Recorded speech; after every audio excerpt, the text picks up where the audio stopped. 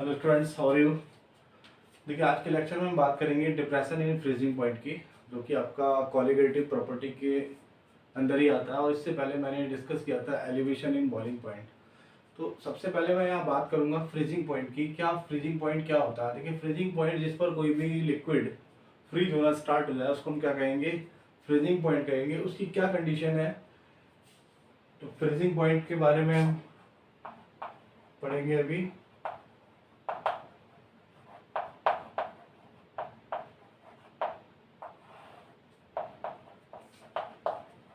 Temperature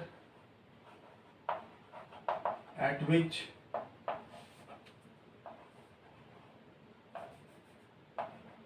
vapor pressure of liquid becomes equal to the vapor pressure of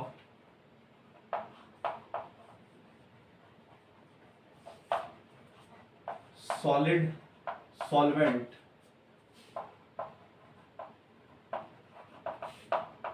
is called freezing point। यानी कि मैं ये कह रहा हूं कि किसी भी टेम्परेचर पर अगर वेपर प्रेशर, लिक्विड का वेपर प्रेशर सॉलिड सॉल्वेंट के वेपर प्रेशर के इक्वल हो जाता, तो उस पॉइंट को हम, टेम्परेचर के उस पॉइंट को हम क्या कहेंगे? फ्रीजिंग पॉइंट कहेंगे। तो आपको याद रखना है, vapour pressure of liquid equals to vapour pressure of solid solvent.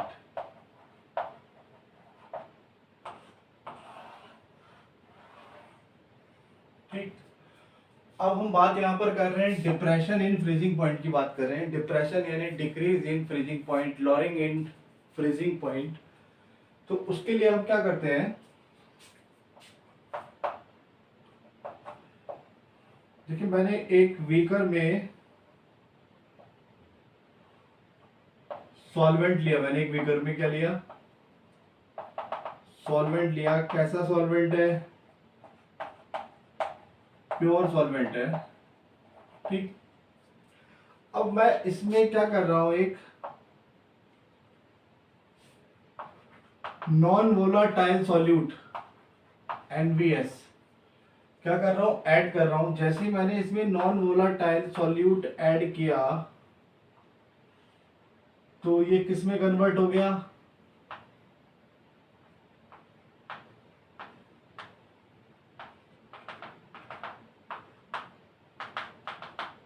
क्या बन गया? ये सॉल्यूशन बन गया। ठीक।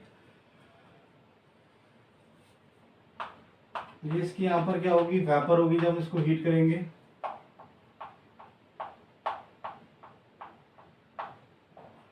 भाई, ये आपका कैसा सॉल्वेंट है? प्योर सॉल्वेंट है।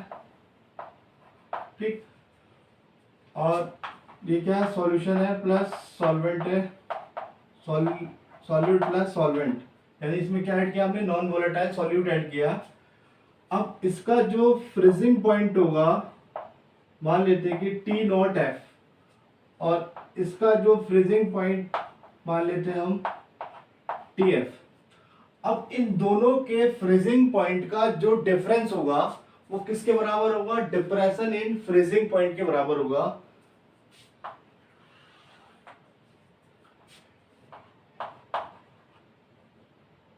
The depression in freezing point is the difference of freezing point of pure solvent and solution. It is denoted by delta TF। यानी कि जो दोनों का फ्रीजिंग पॉइंट का जो डिफरेंस है वो किसके बराबर है? डिप्रेशन इन फ्रीजिंग पॉइंट के इक्वल है। तो मैं लिख सकता हूं कि delta TF equal to T0F minus TF। ये क्या होगा आपका?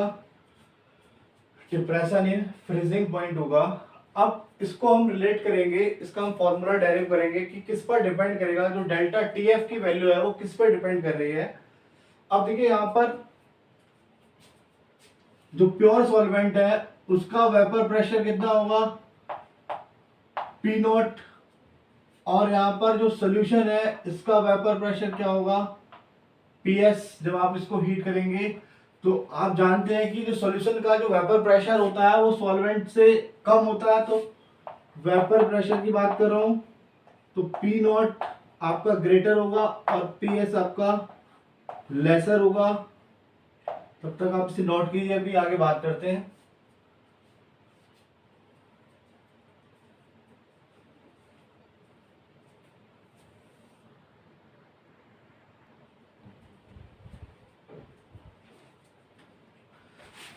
चलिए देखते हैं कि जो डिप्रेशन इन फ्रीजिंग पॉइंट की जो वैल्यू है डेल्टा टी एफ किस पे डिपेंड करेगी और कैसे डिपेंड करेगी, ये हमें अभी देखना है।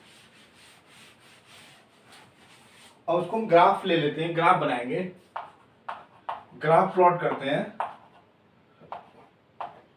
Vapour pressure versus temperature.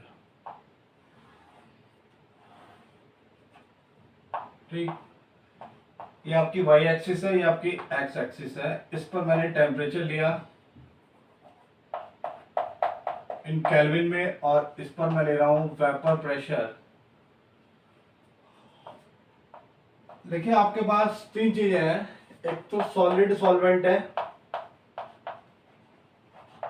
दूसरा आपके पास प्योर सॉल्वेंट,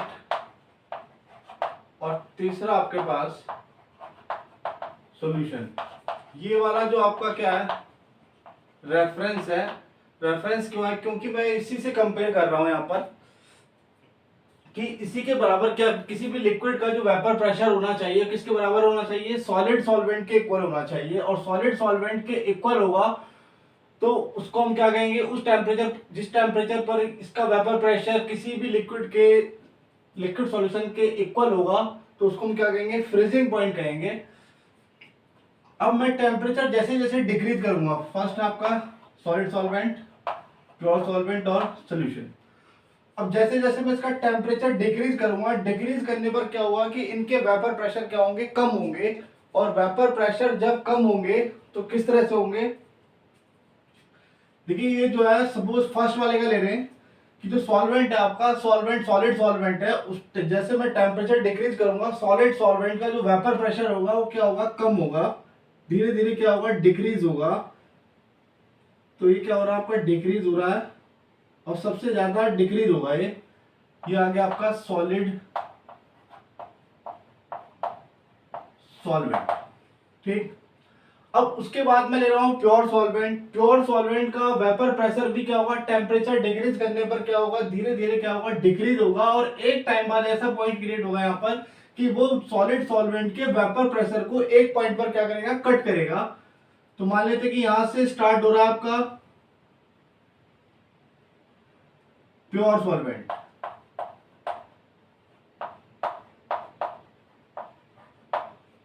यहां से डिक्रीज होना स्टार्ट हो रहा है और इस पॉइंट पर ये सॉलिड सॉल्वेंट के वेपर प्रेशर वाली लाइन को क्या कर रहा है, कट कर रहा है। अब जो सॉल्यूशन का वेपर प्रेशर होगा इससे जस्ट नीचे कट करेगा, क्योंकि vapour pressure of pure solvent greater than vapour pressure of solution. तो जैसे ही मैं सॉल्यूशन का टेम्परेचर कम करूंगा तो उसका वेपर प्रेशर भी क्या होगा, धीरे धीरे क्या होगा, कम होगा। और किससे कम होगा, प्योर सॉल्वेंट से क्या होगा, कम होगा। अब जहां से इन्होंने कट किया है, जहां से ये जो है प्योर सॉल्वेंट के और सॉल्यूशन के वेपर प्रेशर कट कर रहे हैं यहां पर, उस पॉइंट से मैं क्या कर रहा हूं, टेम्परेचर पर एक लाइन डाल रहा हूं जो कि ये बताएगी कि इसका जो फ्रीजिंग पॉइंट कहां पर होगा।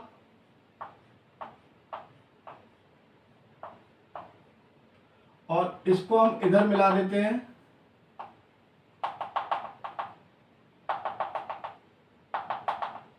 इसको मान लेते हैं हम P1, इसको मान लेते हैं हम P2। तो जो आपका P1 है प्योर सॉल्वेंट के लिए वो P2 से क्या आपका ज्यादा है,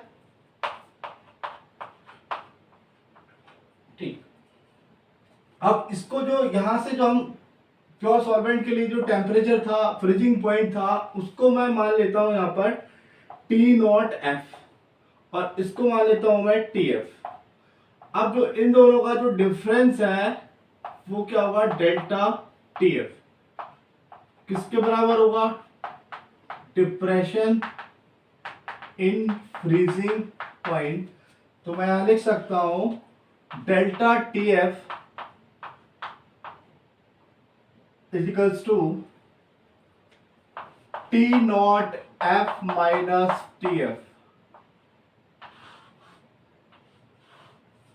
T0F freezing point of pure solvent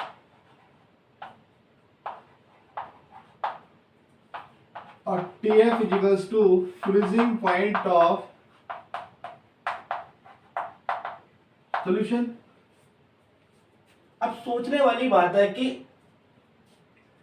जो सॉल्यूशन का जो फ्रीजिंग पॉइंट है वो क्या हो रहा है, डिक्रीज हो रहा है। क्यों डिक्रीज हो रहा है, अगर सोचने वाली बात है कि अगर यहाँ पर दोनों की कंसंट्रेशन सेम होती तो दोनों का क्या होता, एक ही पॉइंट पर क्या करता, दोनों का कट करता। बट सॉल्यूट मिलाने से, नॉन वोलाटाइल सॉल्यूट मिलाने से इसका जो फ्रीजिंग पॉइंट हो गया वो क्या है, डिक्रीज कर गया। जब फ्रीजिंग पॉइंट डिक्रीज किया इसने तो किसकी प्रेजेंस में किया है, यहाँ पर हमने क्या मिलाया इसमें, नॉन वोलाटाइल सॉल्यूट। यानी कि हम कह सकते हैं कि depression in freezing point directly proportional to molality of solute। Molality of solute यानी सॉल्यूट की मोलैलिटी पर डिपेंड कर रहा है। जैसे जैसे हम सॉल्यूट की मोलैलिटी बढ़ाएंगे वैसे वैसे क्या होगा, डिप्रेशन इन फ्रीजिंग पॉइंट क्या होगा, इंक्रीज करेगा। अब जैसे इसको आप प्रोपोर्शनलिटी कांस्टेंट हटाएंगे तो यहाँ पर एक नया कांस्टेंट मिलेगा आपको, KF इंटू एम। और जो KF हो क्या है, molar depression constant, where KF equals to molar depression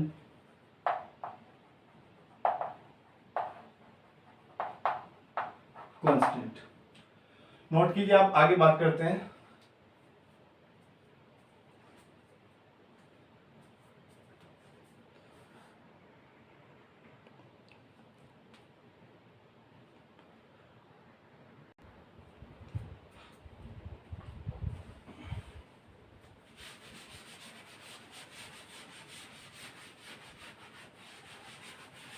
तो हम कह रहे थे कि जो KF डेल्टा TF है, जो डिप्रेशन फ्रीजिंग पॉइंट डिप्रेशन है, उसकी वैल्यू किस पर डिपेंड कर रही है, सॉल्यूट की मोलैलिटी पर डिपेंड कर रही है। तो delta TF KF into molality, KF into molality क्या होगा, number of moles of solute present in solvent, 1 kg solvent. तो सॉल्यूट के मोल आ जाएंगे N solute upon mass of solvent into 1000। इसको मैं यहाँ पर W1 ले लेता हूं। तो delta TF KF into moles को तोड़ लेते हैं इसको, W2 upon MW, W1 into 1000 delta TF KF into W2 upon MW into W1 into MW equals to किसके इक्वल हो जाएगा,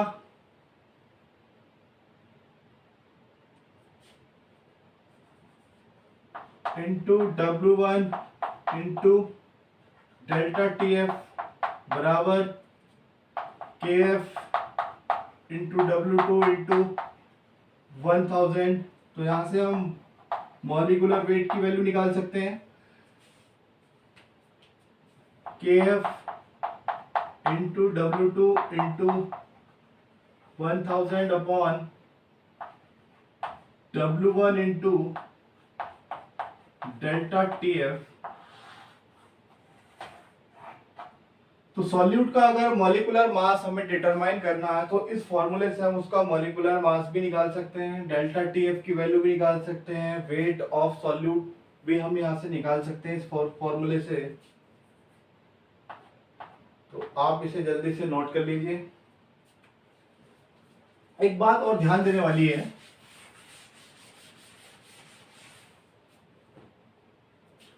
देखिए जैसे ही मैंने ऐड किया नॉन वोलाटाइल सॉल्यूट, ठीक, किसी भी सॉल्वेंट में मैंने नॉन वोलाटाइल सॉल्यूट ऐड किया और वो क्या बन गया, आपका सॉल्यूशन बन गया। सॉल्यूशन बनने के बाद उसका वेपर प्रेशर क्या होगा, डिक्रीज होगा। जैसे ही वेपर प्रेशर डिक्रीज होगा, lowering in freezing point.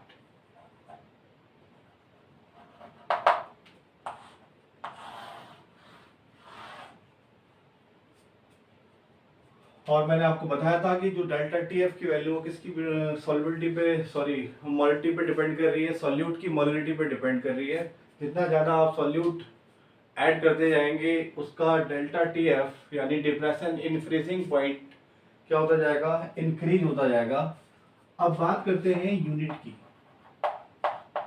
Unit of K F, molal depression constant. तो हमारे पास रिलेशन क्या है, delta T F equals to K F into M. तो यहां से के एफ लिख सकते हैं हम delta T F upon M. M क्या आपकी यहाँ पर मोलैलिटी है। टेम्परेचर डिफरेंस, टेम्परेचर की यूनिट यहाँ पर डिग्री सेल्सियस भी हो सकती है और केल्विन भी हो सकती है, अपॉन मोलल लिख सकते हैं केल्विन अपॉन मोलल, या फिर delta T F equals to kelvin upon, एक मिनट,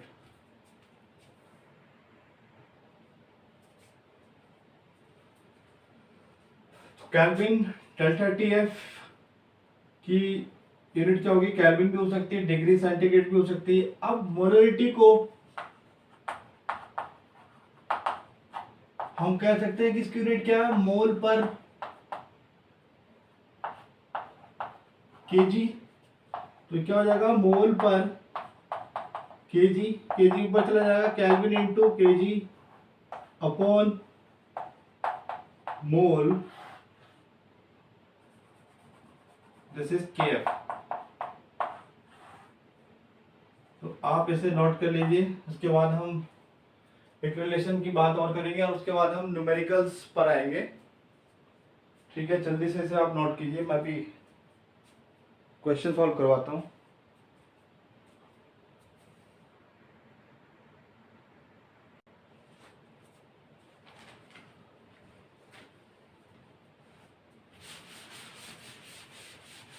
अब एक हम फॉर्मूला देखेंगे केएफ के लिए, थर्मोडायनेमिक रिलेशन।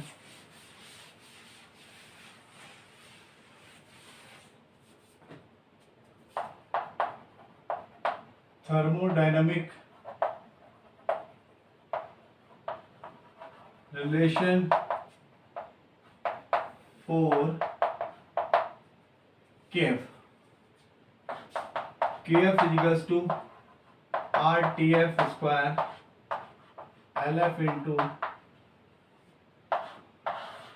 कभी कभी इस फॉर्मूले पे आपके क्वेश्चंस आ जाते हैं, न्यूमेरिकल्स आ जाते हैं, तो आपको याद रखना है यहाँ पर आर क्या आपका gas constant,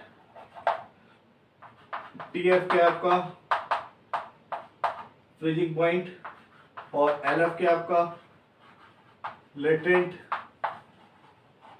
heat of fusion.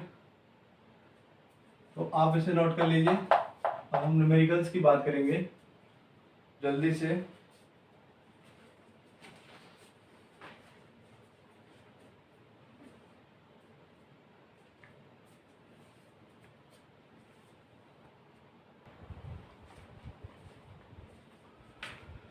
देखिए न्यूमेरिकल आपको सॉल्व करना है, जल्दी से बताइए कैसे सॉल्व करेंगे इसको हम।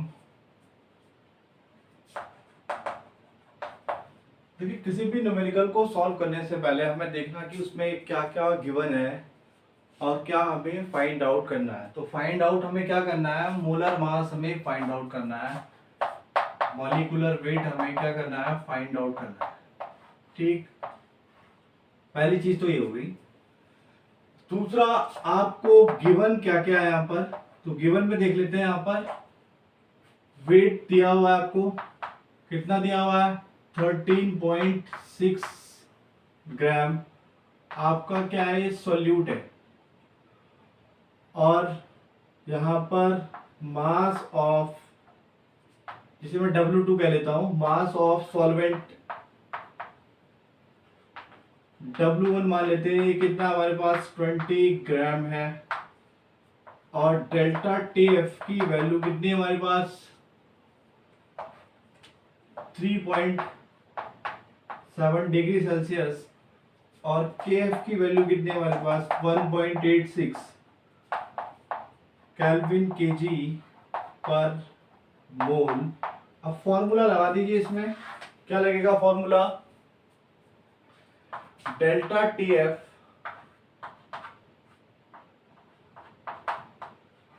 KF into M। ऑपरेट कर लीजिए इसको, delta TF KF into W2 upon MW into mass of solvent into 1000। तो हमें क्या निकालना है, मॉलिक्यूलर वेट निकालना है। तो मॉलिक्यूलर वेट कैसे आएगा, KF into W2 into 1000 upon delta TF into mass of solvent. सारी वैल्यू आपको दी हुई है यहाँ पर। तो मॉलिक्यूलर वेट कितना है, मॉलिक्यूलर वेट निकालना है आपको। KF की वैल्यू कितनी है, 1.86 इंटू सॉल्यूट का वेट दिया हुआ है 13.6 इंटू 1000 फॉर्मूले में है। डेल्टा TF की वैल्यू कितनी है, 3.7 इंटू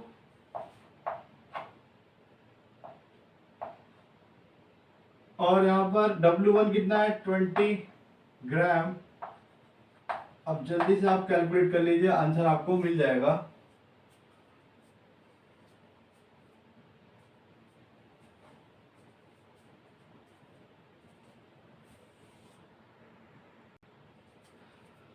क्या आ गया आपका आंसर? अगर नहीं आपने कैलकुलेट किया है तो नोट कर ले, 342.39। इसका क्या होगा, आपका आंसर होगा। इतना मॉलिक्यूलर वेट होगा सॉल्यूट का, जो हमें कैलकुलेट करने पर मिलेगा। जल्दी से नोट कीजिए, नेक्स्ट प्रॉब्लम देखते हैं फिर।